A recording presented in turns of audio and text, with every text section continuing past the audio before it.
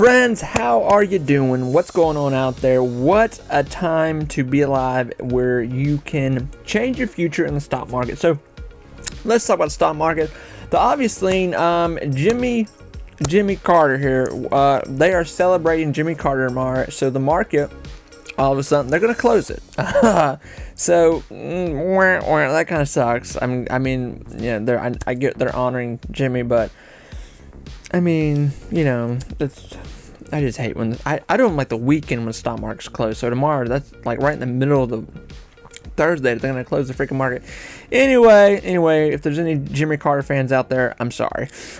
So let's talk about the market today. So the market pretty much continued to sell off today heavily. Now, I think this is great. I think this is 100% just fantastic. Okay, I think this is really good, and I think this is an opportunity that people are taking, and then some are just like, I'm scared. What's going on? This is not good. What do I do here?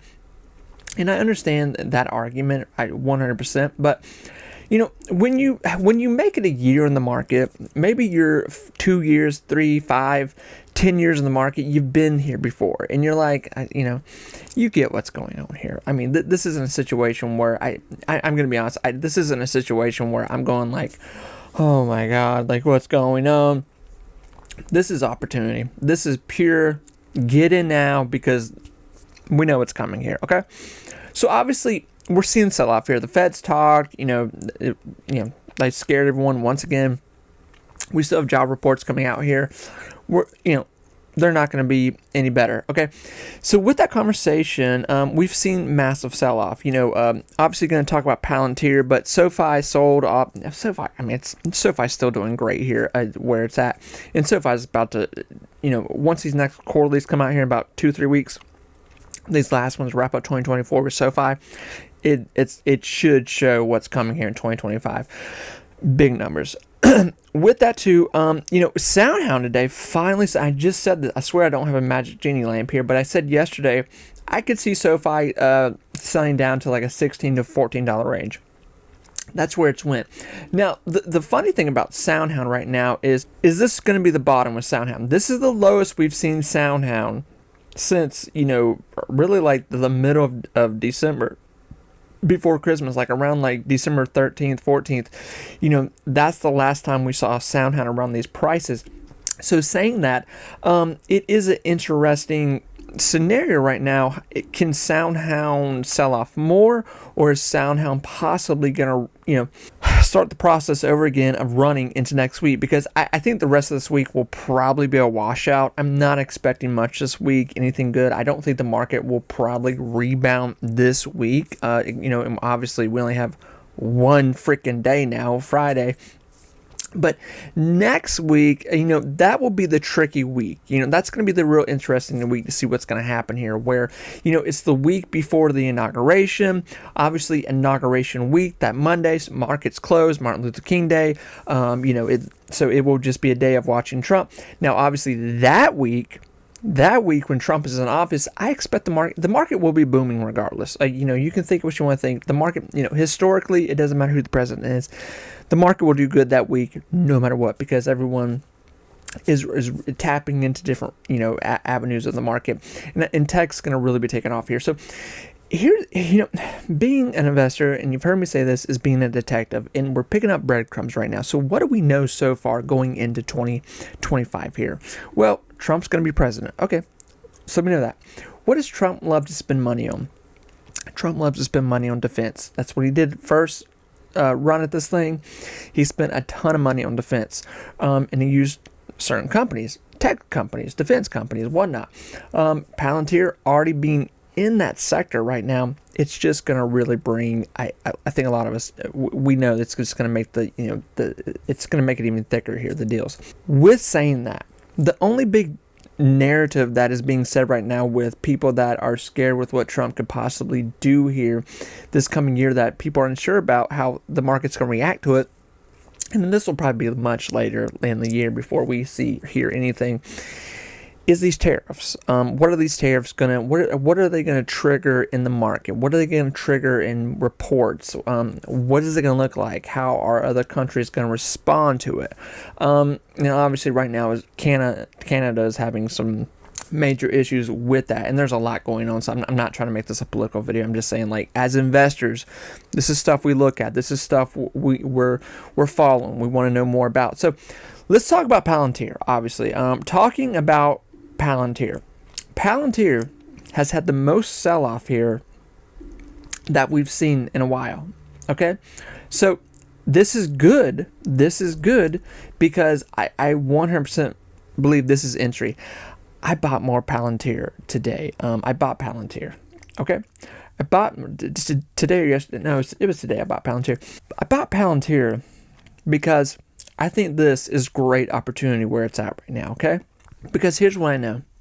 I know that Palantir is going to keep annihilating these quarterlies. I know that it's going to steadily keep going up with quarterlies. I know that investors are going to keep pricing it up into the next earning after the next one. Okay, it's going to be, pre-earnings. It's going to keep pricing up the stock. Not to mention Palantir here, it just keeps getting deals. It just keeps getting deals and solidifying itself here. With that too, more good news. We've seen Palantir go into a lot of ETFs this year. That 2024, that's going to continue. That's pushing more money into Palantir. Now, obviously, I put Dan Eyes on the thumbnail. So with Danny here, Dan is, if you don't know Dan, much like Tom Lee, an investor, an analyst, someone who's made some pretty good calls. He's got a track record of this, and I like Dan. I've always liked Dan, and Dan talks a lot about. He's called Tesla when everyone was saying Tesla was going to fall apart. Dan was saying no, Tesla's going to go to this, and people were calling him crazy. And look what happened. But he's called a lot of great stocks. He's called things with Palantir. He's been calling Palantir, but Dan has come out here. This isn't new, but it is out there that everyone should be paying attention to it. That where Dan has said publicly that he believes Palantir here could possibly be and have a run here in 2025 like Oracle. Now, who's Oracle? What is Oracle? If you're wondering, okay, Oracle simply just another tech stock, okay? Technology stock. Now, Oracle here in 2024 had a insane year.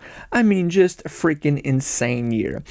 This stock, Oracle here, started out the year a little over $100 and ran all the way up to like 180 right before we saw the sell-off here, just weeks before the end of the year. So, had a huge run up here in 2024. Not to mention, it was capturing deals. It was doing great. Now, when you look at Oracle's earnings, history earnings here, and look at Palantir, you're going to know some things. Oracle has a market cap of almost $500 billion. Palantir has a market cap of $155 billion. In Oracle this year, well, really the past, mostly 2024 here, has had a very, up and down, earnings report, to really push them. So it was really 2023 that really pushed Oracle into new highs, okay? And then 2024 was a lot of expectation of what might be, but still the stock ran up just off FOMO, just off what's coming, and it was still bringing in crazy amounts of money, okay? Now, Palantir, when you look over here at Palantir and you look at the earnings sheet on Palantir, it's straight up the freaking mountain, man. It is a beautiful, beautiful, earnings report here, since 2001 here, all the way to now 2024. Now, many people, many analysts, many companies, me yapping my mouth here, with all the deals that we've seen here, we believe that this chart, what you're looking at, is going to continue up here with Palantir. And this is why Palantir is growing steadily. This is why Palantir's had the best year it's ever had. That's why the last earnings that came out pushed and solidified a lot of rumors and guesses with Palantir that, this company is really laying down some hard evidence that they have no competition. They have no ceiling.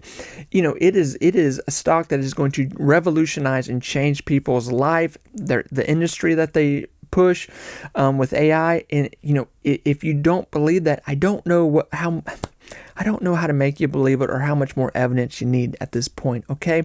Sometimes things are just good, and that's how it is in the market. Sometimes things are just good. So I think Oracle, and Dan I's using Oracle as something you can see here, but when you look at Oracle's earnings history and you look at Palantir's earnings history, even if I really believe this, and I've said this, even if Palantir, like the next, here in 2025, we see where they come out with an earnings report, a quarterly, where it just maybe meets expectation or maybe it falls under just a tad bit. I still think Palantir is going to continue to do. I don't think we're ever going to be in a situation at this point anytime soon where Palantir is going to sell back down to like $20-$30. And I've seen people leave those comments. I'm like, what are you talking about? We know Palantir is going to have a banging year in 2025 here, just off of what we know so far with the continuation of military contracts it's acquired here just in 2024 that are going for the next 4 years alone. Other just random deals that it's gotten, the inclusion into the S&P, the NASDAQ 100, all these ETFs it's going into, and just completely starting to become the popular stock to hold where, everyone's buying it. So really, friends, I think Palantir is going to have an amazing 4 years. And I think it's going to have a great year here in 2025 because America is going to do very well. I believe the Trump administration is going to give Palantir more contracts here.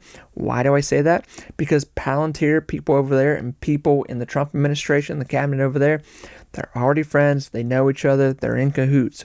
Okay, not making political comments here. I'm just saying it's a good thing if you're investing in Palantir. Why not just be a part of it and just take the gold and, shut your mouth and enjoy it? That's kind of what I'm saying. Sometimes you just want to push into things because of that.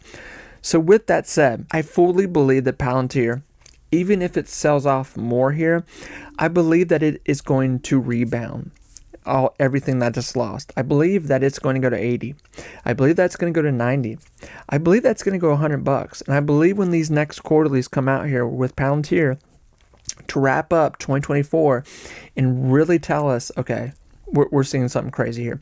So listen, this is how the last earnings went with Palantir. If you were listening to me yap back then, just 2-3 months ago, we suspected that Palantir was going to have huge earnings, the biggest that it had ever had, because we were watching the deals come in. And a lot of those deals, they're not done. They're still in play on top of new deals that Palantir's just gotten here, plus all the inclusions, okay? So that's why the next earnings with Palantir, I don't know how it's going to be bad. I don't know how it even would meet expectations. We expect it to continue to put it in a new high, to move up the market cap, to find a new stock price range here with Palantir. So the question of Palantir going to $100, it's not can it go to $100, it's when it's going to $100.